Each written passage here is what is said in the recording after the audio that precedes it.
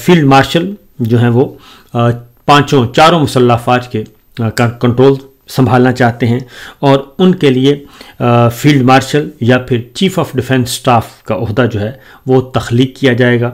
और chief of defence staff जो हैं वो उनको मुद्दत 2 साल होगी, 5 साल होगी, 3 साल होगी, इसका भी तयन होना बाकी है, लेकिन ज़्यादा इम्कान है कि वो 5 साल लेना चाहते हैं बतौर चीफ ऑफ डिफेंस स्टाफ के। उसकी वजह मैं आपको बार बार बता रहा हूँ कि ये कान को इधर से पकड़ें, राइट से पकड़ें, लेफ़्ट से पकड़ें और ये बेशक कई तरामीम करवा लें, लेकिन जनरल आसिम मुनीर साहब इस वक्त भी उनकी जो अपॉइंटमेंट है बेसिक वो एक बड़ा मसला बना हुआ है। यानी रिटायरमेंट के बाद उनको जो 4 स्टार बनाया गया था वहीं से, इसीलिए अब जो मुबैना तौर पर इत्तलात हैं वो यही हैं कि चीफ ऑफ डिफेंस स्टाफ, और उसके लिए बड़े मज़े मज़े के अल्फाज इस्तेमाल किए जा रहे हैं, इस्तिलाहें इस्तेमाल की जा रही हैं। वो पहले ज़रा सुन लीजिए ताकि आपको अंदाज़ा हो सके कि हो क्या रहा है। जनाब अता तारड़ साहब कहते हैं कि सिनर्जी पैदा करने के लिए आर्टिकल 243 में तरमीम की जा रही है, इदारे की नहीं वज़ीर आज़म की ख्वाहिश पर तरमीम की जा रही है। तो ये सिनर्जी क्या होता है? ये सिनर्जी होता है जी, क्योंकि आम लोगों को बात समझ ना आए इसलिए ये इस तरह के अल्फाज बोलते हैं। सिनर्जी होता है एक या दो से ज़्यादा इदारों पर कंट्रोल हासिल करना, ये सिनर्जी है। और इसीलिए जाके आप देखें कि सिनर्जी का मीनिंग तलाश करें तो इसका मतलब ये है, इसका मतलब ये होता है सादा ज़ुबान में कि अपने आप की ताकत बढ़ाना, मुख्तलिफ़ इदारों पे कंट्रोल हासिल करना। और इक़्तिदार मुख्तलिफ़ इदारों पे कंट्रोल क्यों हासिल किया जाता है? इसलिए कि आगे जाके मैं आपको एक बताता हूँ, एक ज़रा सुनिएगा कि फरमाते हैं अंसार अब्बासी साहब फरमाते हैं, उन्होंने लिखा है कॉलम, उन्होंने कहा जी ज़राए से ख़बर है कि कहा जाता है कि 27वीं तरमीम में दिफा से जुड़ी शिकें पाक भारत जंग से सीखे गए सबक की रोशनी में तैयार की गई हैं। अब ये मैं आपको बता दूं कि मतलब क्या है, पाक भारत जंग का क्यों बात की जा रही है। अंसार अब्बासी साहब ने ज़राए से ख़बर पूरी दे गए हैं लेकिन अनफोल्ड नहीं किया। तो एक तो मैं आपको बताऊं कि 2019 में, फरवरी 2019 में किसी न किसी ने यकीन दहानी करवाई हुई थी पाकिस्तान की तरफ से, और चूँकि जनरल बाजवा और अमरीकी वज़ीर ख़ारजा पोम्पियो जो हैं वो बराह रास्त राब्ते में थे, और बालाकोट जब हुआ, बालाकोट पे जब एक एयर स्ट्राइक करके इंडिया गया, इंडियन जहाज़, तो उसके बाद यकीन दहानी करवा दी गई थी कि जनाब इस पे पाकिस्तान जो है वो रिस्पॉन्ड नहीं करेगा, और ये बात थी। लेकिन जब नेशनल सिक्योरिटी कमेटी की मीटिंग हुई, इमरान खान साहब प्राइम मिनिस्टर थे और उन्होंने कहा कि जी इसका जवाब फिलफौर दिया जाना चाहिए, लिहाजा फिर जवाब दिया गया, भरपूर दिया गया। अभिनंदन जो हैं वो पकड़े गए और 2 तैयारे उनके भारत के तबाह हुए, तीसरा हेलीकॉप्टर वो भी फौजियों समेत जो है वो गिरकर तबाह हो गया मकबूजा कश्मीर में। और बपन रावत जो हैं, बपन रावत या army chief, I think army chief थे, बपन रावत तो चीफ ऑफ डिफेंस स्टाफ थे, तो वो बाल बाल बचे। अब जनरल बाजवा साहब जो हैं वो बपन रावत के अंडर अक़वाम मुत्तहिदा की पीस कीपिंग फोर्स में उनकी कमान में काम कर चुके थे बपन रावत की, तो ये भी एक इशू था। उसके बाद आते हैं पाक फ़िज़ाइया ने ये काम कर दिया और पाक फ़िज़ाइया ने भरपूर जवाब दिया अभिनंदन वाला इवेंट करके जी।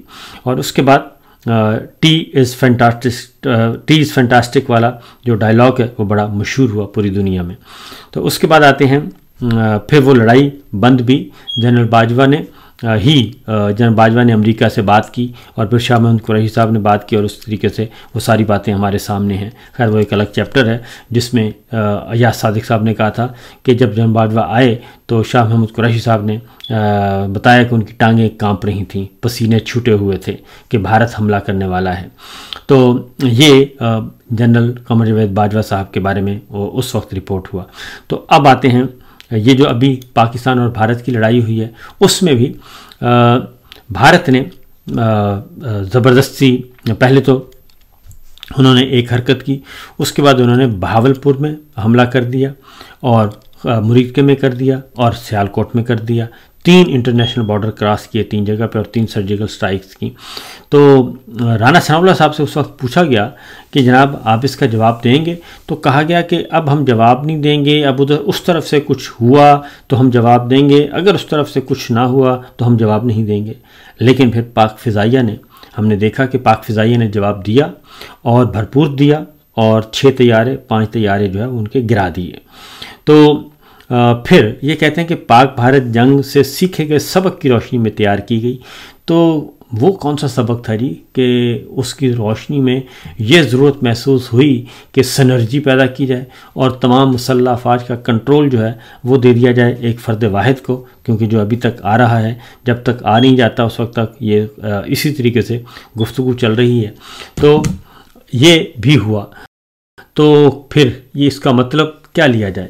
इसका मतलब ये लिया जाए कि जो पाक फ़िज़ाइया ने एक्ट किया 2019 में और अब 2025 में, क्या उससे मसला कुछ पैदा हुआ है? और क्या इस तरमीम के बाद तमाम की तमाम चारों मुसल्लह अफवाज, फील्ड मार्शल का जो भी ओहदा तख्लीक किया, चीफ़ ऑफ डिफेंस स्टाफ, उसके अंदर कर दिया जाएगा। तो इंडिया ने ये chief of defence staff general Kiyani साहब ने भी बनने की कोशिश की थी, जनरल बाजवा साहब ने भी बनने की कोशिश की थी, उनको भी लॉलीपॉप दिया गया था और उसके बाद लेकिन कोई भी नहीं बन सका। तो जनरल आसिम मुनीर साहब चीफ़ ऑफ डिफेंस स्टाफ बनना चाहते हैं। इंडिया ये तजर्बा कर चुका है और उनका तजर्बा को कामयाब नहीं हुआ और फिर 2019 की शिकस्त के बाद बपन रावत जो हैं वो एक पुरस्कार तौर पे एक हेलीकॉप्टर में उनका हादसा हुआ और वो शिकार हो गए और दुनिया से रुखसत हो गए। ये जनरल बपन रावत जो हैं Indian chief of defence staff जो हैं, पहले चीफ़ ऑफ डिफेंस थे आई थिंक, तो उनके साथ ये हुआ, मोदी ने उनको बनाया था। तो बहरहाल देखते हैं कि ये किस तरफ लेके जाना चाहते हैं मामलात को। अब आते हैं अगली खबर की तरफ और एक और भी है जी 27वीं तरमीम में वो कहते हैं दोहरी शहरियत की शर्त ख़त्म करने की तजवीज़ है आइनी तरमीम में कि दोहरी शहरियत नहीं आप रख सकते, एक ही शहरियत आप रख सकते हैं। अगर किसी पाकिस्तानी ने बाहर कोई और मुल्क का पासपोर्ट और शहरियत ले ली है तो फिर उसकी पाकिस्तानी शहरियत ख़त्म हो जाएगी। तो ये फ़िल वक्त मुझे नहीं लगता कि इस पे कोई होगा, क्योंकि बैरूनी प्रेशर इसमें काफ़ी आएगा, ख़ास तौर पे कॉमनवेल्थ कंट्रीज़ का।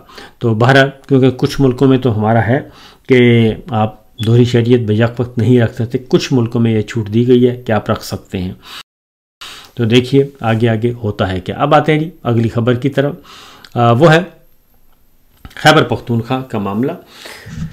बहुत ही मामला तेज़ी से आगे बढ़ रहे हैं। सोहेल अफरीदी साहब, जुनैद अकबर साहब, मीना अफरीदी, शफ़ी जान, सब के सब और स्पीकर बाबर सलीम सवाती, मुश्ताक गनी साहब, सब के सब मुतहर्रिक हो चुके हैं। तैमूर सलीम झगड़ा मुतहर्रिक हैं। अली मोहम्मद ख़ान दोबारा रिंग में वापस आ गए हैं। तमाम के तमाम असद कैसर साहब, यानी जो पहले एक अली अमीन गंडापुर साहब की पर्सनैलिटी क्लैश चल रहा था उनका मुख्तलिफ पार्टी रहनुमाओं के साथ, अब वो ख़त्म हो चुका है और अब खैबर पख्तूनख्वा हुकूमत और PTI जो पार्टी सियासी पार्टी है वो आपस में, जमात और हुकूमत आपस में एक मिक हो गए हैं और जॉइंटली काम कर रहे हैं। सोहेल अफरीदी साहब ने कल बहुत ही सख्त तजर्बा बयान किया। गुफ्तगू तो सख्त नहीं थी, क्योंकि जब भी वो इस्लामाबाद आते हैं, पिंडी आते हैं जी अडियाला जेल मुलाकात करने को, तो उनके सामने माइक कर दिया जाता है और फिर माइक करके उनसे सवाल उनके मुंह में ठोसा जाता है और वो ये कि जी आप मिलिट्री ऑपरेशन के ख़िलाफ़ क्यों हैं, आप दहशतगर्दी के ख़िलाफ़ जो ऑपरेशन उसके ख़िलाफ़ क्यों हैं, आप ये करते क्यों हैं, क्योंकि ये सवालात दिए जाते हैं। तो ज़ाहिर होता है, एक रिक्वायरमेंट होती है, तो वो सवालात किए गए। तो कल सोहेल अफरीदी साहब ने सबकी बोलती बंद करवा दी और उन्होंने कहा कि आप बड़ी बातें करते हैं मिलिट्री ऑपरेशन की, तो हमने भुगता है, हमने 10 लाशें उठाई हैं और उसने कहा मैंने खुद उठाई हैं अपनी फैमिली मेम्बर्स की, और जब हम लाशें उठाते थे तो पहाड़ से ऊपर से फोर्सेस हम पे गोलियां मारती थी और उसके बाद ना हमारी माएँ बहनें बेटियां महफूज, उनके सर महफूज नहीं थे, उनको बेपर्दा किया गया और वो गलियों बाज़ारों में वो भागने पे रहने पे मजबूर थी और नंगे सर। उसके बाद हमारे घर बार जो है वो लूटे गए और टूटे और वो सारे के सारे इसी जंग की नज़र हो गए। फिर उन्होंने एक और बात की, उन्होंने कहा हमारी मस्जिदें भी महफूज नहीं रहीं और मस्जिदों में कुत्ते लेके जाते थे और उसके बाद मना करते थे कि आप कुत्तों की ये मस्जिदों की बेहुरमती मत करें।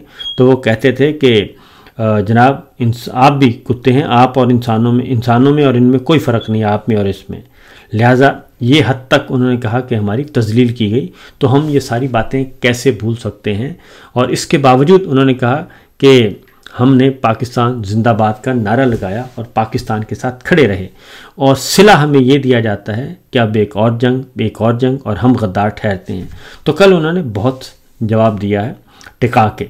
इसी तरीके से शफ़ी जान ने जवाब दिया। फिर जुनैद अकबर साहब मुतहर्रिक हो चुके हैं, तो उसका नतीजा ये निकला कि सोहेल अफरीदी साहब का और जुनैद अकबर खां की गिरफ़्तारी के लिए जो इस्लामाबाद पुलिस है वो मुतहर्रिक हो गई और खैबर पख्तूनख्वा हाउस इस्लामाबाद में गई और इनके वारंट गिरफ़्तारी जो हैं वो लेके थाना कौसार की जानिब से वो लेके गए जी, वहाँ पे कोई नहीं था। तो अब इस तरह के ओछे हथकंडे जो हैं वो आ गए हैं। ये मैसेज क्या देना चाहते हैं खैबर पख्तूनख्वा के अवाम को, सूबे को, एक इकाई को, ये इनके लिए बाइस शर्म है।